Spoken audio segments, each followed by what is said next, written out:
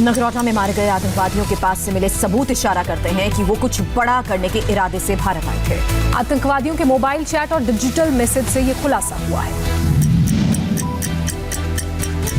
गुरुवार को नगरोटा में मारे गए 4 पाकिस्तानी आतंकी कुछ बड़ा करने की फिराक में थे। सुरक्षा बलों को जो सबूत मिले हैं वो इस बात की तस्दीक करते हैं कि पाकिस्तान में बैठे आकाओं के निर्देश पर ये आतंकी 26/11 जैसा हमला करने की फिराक में थे। आतंकी ठीक उसी तरह से पाकिस्तान से कमांड हासिल कर रहे थे जैसे मुंबई हमलों के दौरान हासिल किए गए थे। अपने टीवी स्क्रीन पर इन तस्वीरों को देखिए, गौर से देखिए, इनमें क्या लिखा है। ये वो मैसेज हैं जो आतंकी अपने आकाओं को और उनके आका इन आतंकियों को कर रहे थे। ये मैसेज देखिए, इसे P55 आईडी पर किया गया है। इस मैसेज में लिखा है, कहां पहुंचे, क्या सूरत हाल है, कोई मुश्किल तो नहीं। दूसरा मैसेज छोटा है, P1 आईडी पर है, पूछा जा रहा है कहां पहुंचे। एक और मैसेज देखिए, ये P55 आईडी पर है, इसे इस डिवाइस में भेजा गया है। इसमें लिखा है, फिर बता देंगे। ये सभी मैसेज डिजिटल मोबाइल रेडियो से किए गए हैं, जिसे पाकिस्तान की कंपनी माइक्रो इलेक्ट्रॉनिक्स ने बनाया है। ये मैसेज आतंकी और उनके आकाओं के बीच बातचीत के हैं। पाकिस्तान की पोल खोलने के लिए इतना ही सामान नहीं मिला, आतंकियों के पास से Pakistani mobile company Q mobile का स्मार्टफोन मिला है। वायरलेस सेट और GPS डिवाइस भी इस साजिश में पाकिस्तान का हाथ होने का ऐलान कर रहे हैं। Surveillance, digital mobile radio, GPS से पता चलता है कि आतंकियों ने सुबह करीब 2 बजे घुसपैठ की, जिसके बाद ये सांबा पहुंचे और वहां से नगरोटा का रुख किया। आतंकियों के पास से कराची में बनी हुई दवाइयां भी मिली हैं। साथ ही जो जूते उन्होंने पहने हैं वो भी पाकिस्तान में बने हुए हैं।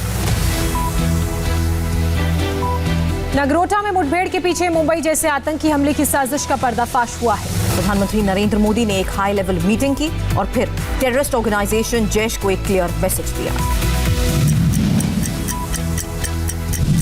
जम्मू के नगरोटा में जैश ए मोहम्मद के आत्मघातियों के मंसूबे फेल कर दिए गए। हिंदुस्तान के बहादुर जवानों ने 26/11 जैसा दूसरा हमला होने से रोक लिया। आतंकवादी पूरी तैयारी के साथ आए थे और 26/11 जैसा अटैक करने की फिराक में थे। ये डिटेल प्रधानमंत्री नरेंद्र मोदी को दी गई। शुक्रवार को प्रधानमंत्री की अध्यक्षता में एक उच्च स्तरीय बैठक हुई। इस मीटिंग में defence minister Rajnath Singh, home minister Amit Shah, NSA Ajit Doval, विदेश सचिव हर्षवर्धन श्रृंगला और इंटेलिजेंस ब्यूरो और रॉ के चीफ मौजूद थे। इस मीटिंग में प्रधानमंत्री को कल के ऑपरेशन के बारे में और इससे पहले मिले इंटेलिजेंस इनपुट्स के बारे में डिटेल जानकारी दी गई। बैठक के बाद मोदी ने जैश ए मोहम्मद का नाम लेते हुए पाकिस्तान पर हमला किया। पीएम मोदी ने ट्वीट में लिखा, पाकिस्तान स्थित आतंकवादी संगठन जैश ए मोहम्मद से जुड़े 4 आतंकवादियों को मार गिराया जाना और उनके पास बड़ी मात्रा में हथियारों और विस्फोटकों की मौजूदगी का होना ये संकेत देता है कि वो बहुत बड़े हमले की फिराक में थे, लेकिन उनके प्रयासों को एक बार फिर से विफल कर दिया गया। पीएम मोदी ने एक और ट्वीट किया और लिखा, हमारे सुरक्षा बलों ने एक बार फिर बहादुरी का परिचय दिया। उनकी सतर्कता की वजह से जम्मू कश्मीर में जमीनी स्तर के लोकतांत्रिक प्रयासों को निशाना बनाने वाली नापाक साजिश को मात मिली। हमारे सैन्य बल, पुलिस बल, इंटेलिजेंस ने बहुत अच्छा काम किया। उनको बधाई मिलनी चाहिए, उनकी सराहना होनी चाहिए। नगरोटा एनकाउंटर की एक डिटेल आ गई है और पाकिस्तानी फिदाइनों के मंसूबे फेल कर दिए गए हैं। दिल्ली में पिछले 24 घंटे में कोरोना से 118 लोगों की जान गई। आज से मास्क न पहनने वालों पर दिल्ली में 2000 का जुर्माना लगेगा। उपराज्यपाल ने केजरीवाल सरकार के नोटिफिकेशन पर मोहर लगा दी है, जिसके बाद अगर किसी ने कोविड नियमों को पालन नहीं किया तो आज से 2000 रुपए का चालान कटेगा।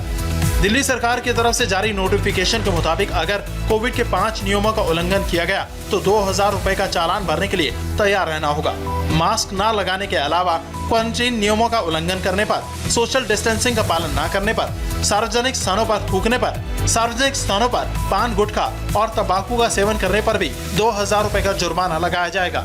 आपको जानकर हैरानी होगी कि अब तक दिल्ली में मास्क न लगाने वालों के 4,99,000 से ज्यादा चालान काटे जा चुके हैं। सार्वजनिक जगह पर थूकने और सोशल डिस्टेंसिंग का पालन न करने के मामलों को जोड़ दिया जाए तो कुल 5,38,000 से ज्यादा चालान हो चुके हैं। आज से ये सख्ती और बढ़ने वाली है क्योंकि दिल्ली में पिछले 24 घंटे में 6,608 नए कोरोना मरीज सामने आए। पिछले 24 घंटे में 118 लोगों की मौत कोरोना संक्रमण की वजह से हुई। कुल मिलाकर दिल्ली में अब तक कोरोना से 8,159 लोगों की मौत हो चुकी है। दिल्ली के अस्पताल मरीजों से भरे पड़े हैं। वहीं दिल्ली के निगम बोध घाट पर इतने कोरोना के शव पहुंच रहे हैं कि अंतिम संस्कार के लिए घंटों इंतजार करना पड़ रहा है। कोरोना की रोकथाम के लिए अहमदाबाद में कल रात से 57 घंटे का कर्फ्यू शुरू हो चुका है। सूरत, वडोदरा और राजकोट में भी रात को कर्फ्यू लग गया है।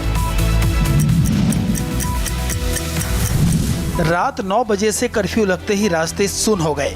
जिन रास्तों पर भारी ट्रैफिक रहता था वहां सिर्फ और सिर्फ पुलिस की गाड़ियां और मोटरसाइकिल दौड़ रही थीं।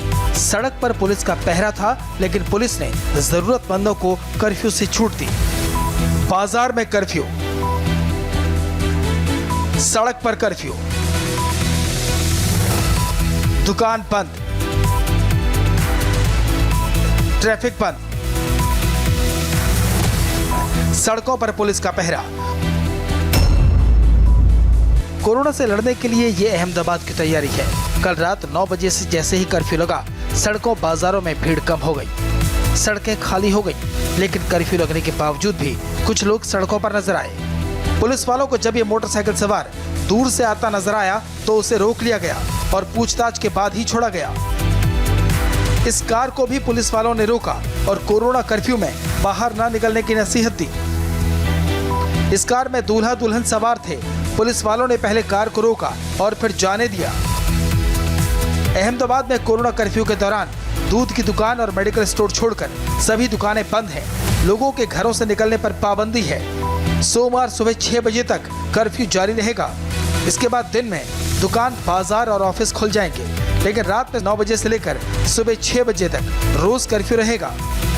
यहाँ मेरे पीछे आप नज़ारा देखिए, इस तरह के सीन लगातार आपको देखने को मिल रहे थे त्योहारों के टाइम पे भी, और अभी भी आप देख सकते हैं कि मार्केट में कितना रश है, कितनी भीड़ है, लोग एकदम लापरवाह हैं और इसी वजह से कर्फ्यू लगाना पड़ा। गुजरात में अब तक कोरोना के 1,92,820 केस सामने आए हैं। राज्य में कोरोना के 12,555 एक्टिव केस हैं और अब तक 3,827 लोगों की मौत हुई है। अहमदाबाद में 57 घंटे का कर्फ्यू है, तो वहीं गुजरात के 3 शहरों सूरत, वडोदरा और राजकोट में आज रात 9 बजे से सुबह 6 बजे तक नाइट कर्फ्यू चलेगा। मध्य प्रदेश के 5 शहरों में भी आज रात से नाइट कर्फ्यू है। उज्जैन में मास्क नहीं लगाने वालों को 10 दिन की जेल तक हो रही है। आज रात से भोपाल, इंदौर, ग्वालियर, विदिशा और रतलाम जिलों में रात 10 बजे से सुबह 6 बजे तक कर्फ्यू लगेगा। आवश्यक सेवाओं से जुड़े और फैक्ट्री वर्कर्स को कर्फ्यू से छूट मिलेगी। जब तक कोरोना के केसेस कम नहीं होती है, कर्फ्यू जारी रहेगा। कक्षा 1 से लेकर 8 तक स्कूल बंद रहेंगे। मध्य प्रदेश में अब तक कोरोना के 1,88,018 केस सामने आए हैं, जबकि इस वक्त प्रदेश में 9,800 केस एक्टिव हैं।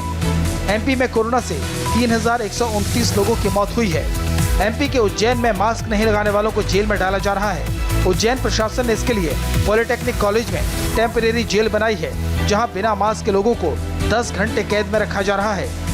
मास्क नहीं लगाए थे, इसलिए अब इनको यहाँ से पुलिस पकड़कर जो है वो 10 घंटे की अस्थायी जेल में ले जा रही है। और देख सकते हैं इस तरीके के वाहनों में, और ये अकेले नहीं हैं, इनसे पहले भी आपको ये 6 से 7 लोग साफ तौर पर दिख रहे हैं, जिन्हें अस्थायी जेल जो है यहाँ पे उज्जैन में बनाई गई है, उन्हें बिठाया जा रहा है। 10 घंटे अस्थायी जेल में रहेंगे। मध्य प्रदेश सरकार ने भी ये तय किया है कि राज्य में कंटेनमेंट जोन को छोड़कर किसी भी जिले में लॉकडाउन नहीं लगाया जाएगा। देश में बढ़ते कोरोना संक्रमण के बीच प्रधानमंत्री नरेंद्र मोदी ने वैक्सीन को लेकर एक हाई लेवल मीटिंग की। वैक्सीन कब मिलेगी और इसको कैसे लोगों तक पहुंचाया जाएगा, इस बात पर चर्चा की गई। भारत को कोरोना वैक्सीन अगले साल मार्च तक मिलने की उम्मीद है, लेकिन इस बीच वैक्सीन को लेकर पीएम मोदी ने समीक्षा बैठक की, जिसमें वैक्सीन को सबसे पहले जरूरतमंदों तक कैसे पहुंचाया जाए, इसके तकनीकी पहलू पर चर्चा की गई।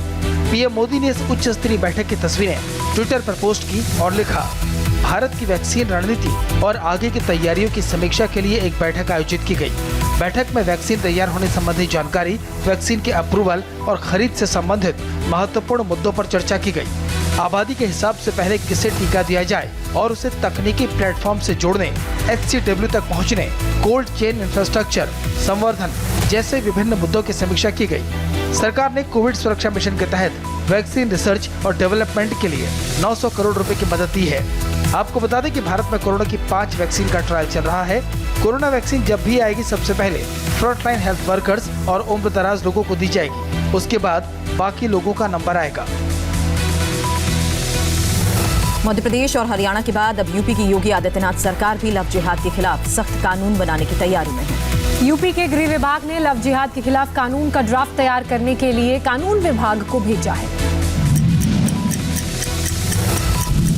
देश में लव जिहाद के खिलाफ मुहिम में योगी आदित्यनाथ सरकार शामिल हो गई है। लव जिहाद के खिलाफ कानून का जो शुरुआती ड्राफ्ट बनाया गया है, उसके मुताबिक अगर किसी दूसरे मजहब का लड़का अपनी पहचान छिपाकर किसी लड़की से शादी करता है, उसे धोखा देता है, तो उसे 7 साल तक की सजा होगी। अलग अलग धर्मों के लड़के लड़की की शादी के मामलों की जांच तभी होगी जब किसी एक पक्ष के खून का संबंध रखने वाले सगे संबंधी शिकायत करेंगे। बड़ी साजिश, देश विरोधी एक तरह से कह लीजिए क्या किया जा रहा है, उसके खिलाफ सख्ती की आवश्यकता है। उत्तर प्रदेश के हमारे मुख्यमंत्री योगी आदित्यनाथ जी की अगुवाई में सरकार इस विषय को लेकर गंभीर है। हालांकि मुस्लिम धर्मगुरु योगी सरकार के फैसले पर तभी जबान में सवाल उठा रहे हैं। बुनियादी बात तो ये है कि जो ये टर्म है लव जिहाद, यही अपने आप में काफ़ी ऑब्जेक्शनेबल है, इसको बदलना चाहिए। बीजेपी शासित राज्य तो लव जिहाद के खिलाफ कानून बना रहे हैं, लेकिन जिन राज्यों में कांग्रेस की सरकार है वहां इसका विरोध किया जा रहा है। राजस्थान के मुख्यमंत्री अशोक गहलोत ने लव जिहाद को लेकर बीजेपी पर तीखा अटैक किया। गहलोत ने ट्विटर पर लिखा, लव जिहाद देश को विभाजित करने और सांप्रदायिक सौहार्द को बिगाड़ने के लिए बीजेपी का बनाया गया एक शब्द है। विवाह निजी आज़ादी का मामला है और इसे रोकने के लिए कानून लाना पूरी तरह से असंवैधानिक है और ये कानून किसी भी कोर्ट में नहीं टिकेगा। आगरा में शुक्रवार की शाम एक महिला डॉक्टर निशा सिंघल के घर में घुसकर हत्या कर दी गई। जिस वक्त ये हत्या हुई उस वक्त डॉक्टर के 2 बच्चे भी घर पर मौजूद थे। हत्या की वजह अभी साफ नहीं है। 38 साल की डॉक्टर निशा सिंघल डेंटिस्ट थी। शुक्रवार शाम घर में उनकी हत्या कर दी गई।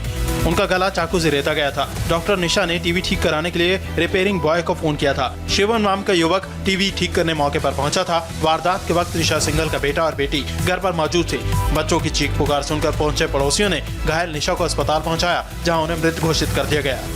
हम लोगों ने 3 टीमें अभी बनाई हैं CCTV फुटेज और अन्य चीज़ों की मदद से, सर्वेलांस की मदद से हम लोग जल्दी इस पूरे घटना का खुलासा भी करेंगे। हत्यारा महिला डॉक्टर के घर में लगे CCTV कैमरों की DVR निकाल कर ले गया है। पुलिस आरोपी को पकड़ने की कोशिश में जुटी है। 4 देशों की मालाबार एक्सरसाइज का दूसरा फेज कल खत्म हो गया। इसमें भारत के अलावा अमेरिका, जापान, ऑस्ट्रेलिया ने चीन, पाकिस्तान को अपना दम दिखाया। आखिरी दिन भारतीय नौसेना के MiG-29 KS और अमेरिकी नौसेना के F-18S लड़ाकू विमानों ने एक साथ युद्धाभ्यास किया और लक्ष्य को निशाना बनाया। MiG-29 KS ने INS विक्रमादित्य पोत से उड़ान भरी, वहीं अमेरिका के जंगी जहाज F-18 लड़ाकू विमानों ने निशाने को भेदा। मालाबार एक्सरसाइज में इस बार भारत, अमेरिका और जापान की नेवी के अलावा ऑस्ट्रेलिया की नेवी भी जुड़ी और इस तरह समुद्र में सबसे ताकतवर साझेदारी एक साथ नजर आई।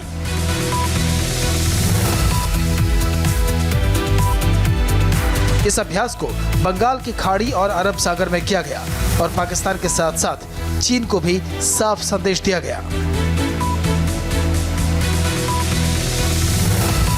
वक्त एक छोटे से ब्रेक का है। ब्रेक के बाद देखिए हिंदुत्व को लेकर ओवैसी ने क्या विवादित बयान दिया।